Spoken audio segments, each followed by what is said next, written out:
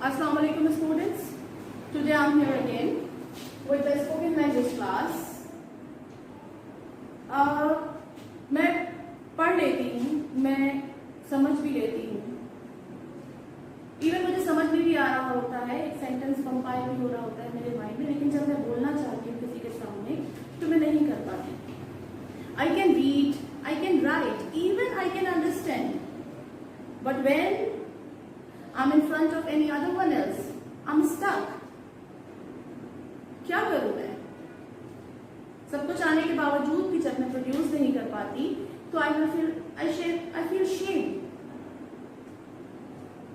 मेरी हेजिटेशन बढ़ती चली जाती है. लेकिन फिर क्वेश्चन ये है कि what do I do?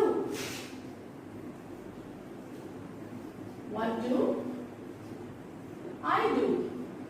And regarding this questions, बहुत सारे डिफरेंट क्वेश्चंस मेरे माइंड में आते हैं, बहुत सारे डिफरेंट आइडियोलॉजीज मेरे माइंड में आती हैं. Should I learn the high word bank, increase my vocabulary? Should I polish my grammatical skill? Should I read? Should I watch? Should I practise? What should I do to improve it? ऐसे बहुत सारे सवाल जो हमारे mind में आते हैं, इन classes में ग्रेजुअली उनको कवर किया जाएगा. स्टेप बाय स्टेप आपको ये बताया जाएगा कि how you improve your linguistics, your spoken style, how can be you a better speaker of English language, how can you fluently speak the language.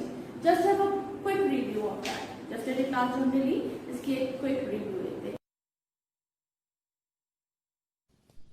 Okay students, here is a quick review of our yesterday class. Why speaking and understanding English language is much important for us? There are so many possible reasons for that, but top of the cream is it builds our confidence. It is very important for our educational curriculum. Speaking and understanding language is very important to enhance our substantial growth as well as to polish our personality. But what are the reasons behind that we can't able to speak English? Basic reasons behind halting. It could be the hesitation, maybe the lesser vocabulary, maybe the incorrect pronunciation, or maybe unpolished grammatical skills. Now, how can you polish yourself to be a fluent speaker? As we provided you the 3 tips, you have to listen and then learn, you read and learn, or practice, practice and practice and become perfect. In the last of the lecture, we are giving you the activity task in which you have to script your introduction, you have to practice it well and then post or email us.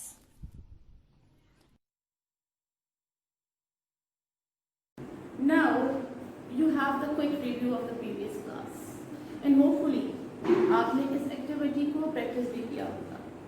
By practice this activity, the given task जो आपको दिया गया है, उसको practice करने के बाद the ice is break. अब एक जो टंग टाइटनेस आपकी हुई है, जबान में हुई है, वो आपकी अब खुल जाएगी. This activity, the ice breaking activity, is for answering your questions so you can get to know yourself better before connecting to anyone directly. एक सिचुएशन हमने डील की है in which एक सिचुएशन हमने क्रिएट की थी जिसमें आप एक स्ट्रेंजर से मिल रहे थे और आपके दरमियान एक इनिशियल कन्वर्सेशन एक्सचेंज हुई थी. आज इसी चीज को हम आगे प्रोसीड करेंगे कि हम किस तरह से अपनी कन्वर्सेशन को आगे प्रोसीड कर सकते हैं, सिंपलर मैनर में भी और स्मार्टर मैनर में भी. Just look at the script of this one book. Today we are just guiding you the few steps, the few conversational script by which you can proceed your conversation with any stranger or with any newcomer who come to your class. एक हम script पे बात करेंगे जिससे आप थोड़ा सा estimate कर पाओगे, थोड़ा सा जान पाओगे कि आपको अपनी गुफ्तगू को आगे कैसे बढ़ाना है.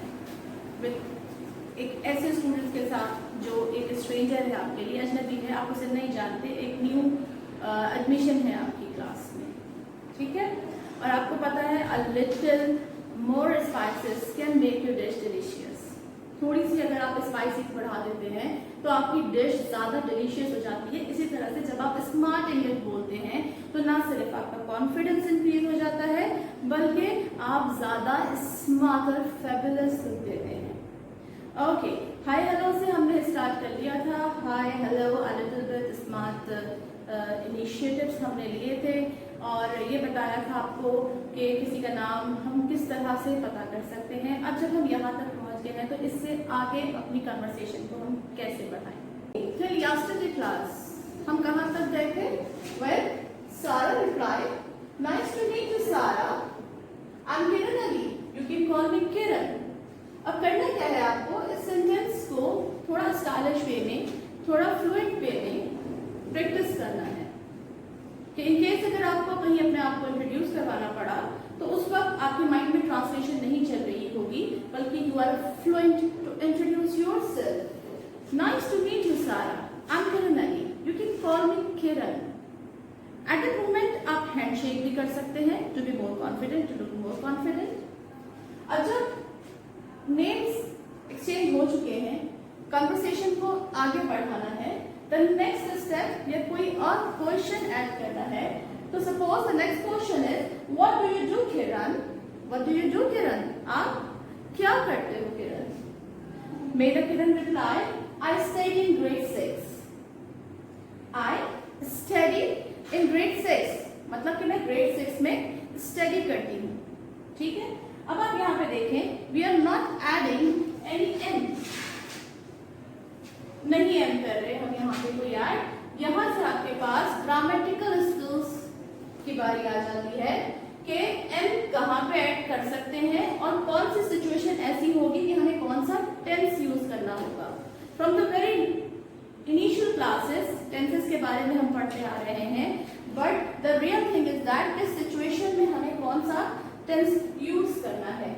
एम हम यहाँ पे नहीं यूज कर सकते बिकॉज इधर हमारे पास वर्ड स्टडी आ रहा है। अगर यहाँ पर आईएनजी फॉर्म होती या फिर आपके पास एक्शन वर्ब नहीं होता, जैसे आई एम स्टूडेंट, यहाँ हमने आई के साथ एम यूज किया है बिकॉज यहाँ पे एक्शन वर्ब नहीं था, but here we have the action verb study और हमें पास्ट एंड प्रेजेंट इंडेफिनिट ही यूज करना है। That's why I study in grade 6 could be the reply।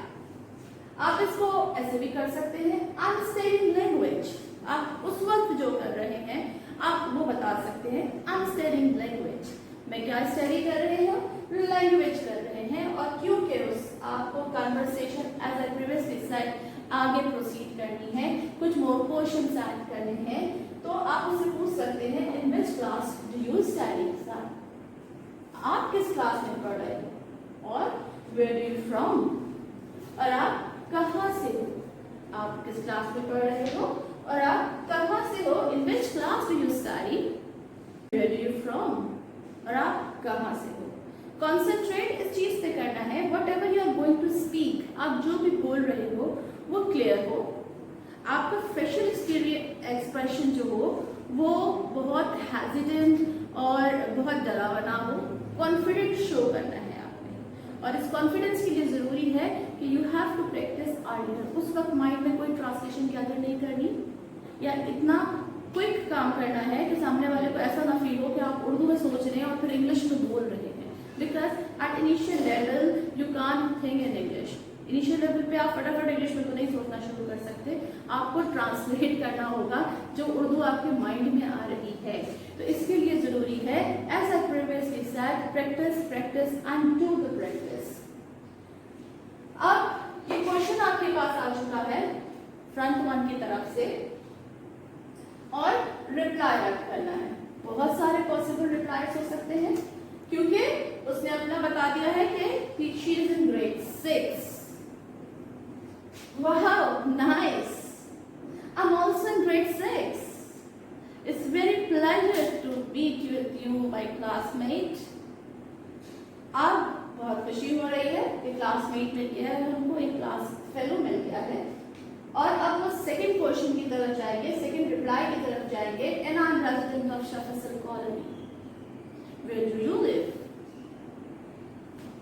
Shah Faisal colony में उनकी रेजिडेंट है, या I live in Shah Faisal colony, I live at Karachi in Shah Faisal colony. कुछ भी पॉसिबल रिप्लाई हो सकता है, because the thing is that कि हमें कन्वर्सेशन को प्रोसीड करना है। अब हमें नेक्स्ट स्टेप की तरफ जाना होगा, थोड़ी सी फ्रेंकनेस को भी इंक्रीज कर सकते हैं अपनी, और हम नेक्स्ट क्वेश्चन करेंगे। Now she replied, I'm resident of Shah Faisal Colony. But ऐसा भी तो हो सकता है कि she shifted from some other parents, कहीं और से वो शिफ्ट हुई हुई है वहाँ पे, वो ये भी तो रिप्लाई कर सकती है। I was born in Islamabad, मैं इस्लामाबाद में पैदा हुई, but now live in Karachi since 2 years. I was born in Islamabad. Repeat कीजिए मेरे साथ, बोलने की कोशिश कीजिए as I speak, बिल्कुल वैसे जैसे मैं अब बोल रही हूँ। प्रैक्टिस कीजिए, don't hesitate for that. I was born in Islamabad. I was born in Islamabad, but now live in Karachi since 2 years old. पिछले 2 साल से मैं यहाँ पर हूँ। ये भी हो सकता है। कन्वर्सेशन आगे प्रोसीड हो सकती है। वाव, ठीक है, इंटरेस्ट शो कर रहे हैं। Just a simple word shows a great interest in conversation.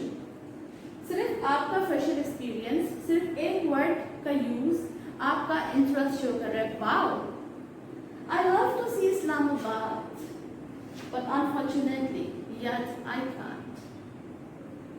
मैं देखना चाहता हूँ इस्लामाबाद, बहुत अच्छा लगेगा, मैं पसंद करता हूँ मैं देखूं, बट अनफॉर्चुनेटली अभी तक नहीं हो पाया। The second one reply, इंशाअल्लाह you will. अगर इंशाअल्लाह को जोर दे के बोला जाता है, that will call stress word. Stress दे के बोला जा रहा है, अपनी बात में जोर दे के कि हम कहना इंशाअल्लाह, इंशाअल्लाह you will visit there one day. But Karachi city is also very beautiful with fabulous people.